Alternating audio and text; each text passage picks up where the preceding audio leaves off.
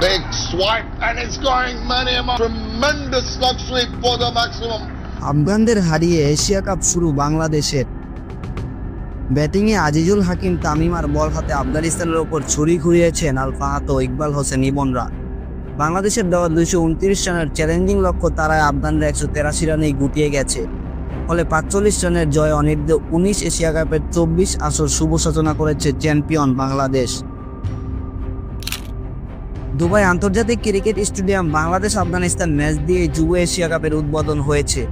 আগে ব্যাট করতে নেমে বাংলাদেশ অধিনায়ক আজিজুল হাকিম তামিম ও কালাম সিদ্দিকী মিলে দ্বিতীয় উইকেটে 142 রানের জুটি করেন, আর তাতেই 218 রানের লড়াকু পুঁজি পায় যুব টাইগাররা। সেই রান তারা শুরু থেকে তটস্থ ছিল আফগান ব্যাটাররা। এর মূল কারিগর ছিল আল ফাহাদ ও ইকবাল হোসেন ইমন, 3টি করে উইকেট নিয়েছেন। লক্ষ্য তারা আফগানদের ইনিংস শুরু হয় ধীরগতিতে। 8 ওভারে কোনো উইকেট না হারালেও স্কোরবোর্ডে ওঠে মাত্র 20 রান। এর পরের ওভারে মারুফনিদের বলে উজারুল্লাহ নিজাইকে ক্যাচ দিলে 21 রানে ওপেনিং জুটি ভাঙে।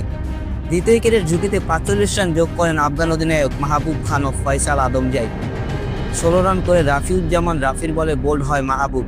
তৃতীয় উইকেটে 40 রান করেন ফয়সাল নাসের খান জুটি। ব্যক্তিগত 50 পূর্ণ করে ফয়সাল 58 বিদায় নিলে আফগানরা বিপদে পড়ে যায়। ম্যাচের শুরুতে ব্যাটিং করতে নেমে ইনিংসের প্রথম ওভারে উইকেট হারিয়েছিল বাংলাদেশ। এমন বাজে শুরুর পর আজিজুল হাকিম তামিম ও কালাম সিদ্দিকী মিলে দ্বিতীয় উইকেটে 142 রানের জুটি গড়েন। 50 করে কালাম বিদায় নিলেও 3 অঙ্কের ম্যাজিক ফিগার ছুঁয়েছেন তামিম। অধিনায়ক দুর্দান্ত ইনিংসে বর করে 9 উইকেটে 218 রানের লড়াকু সংগ্রহ পেয়ে যায় বাংলাদেশ। দলের হয়ে সর্বোচ্চ 103 রান করেছেন তামিম। 110 বলে কালাম করেন 66 রান।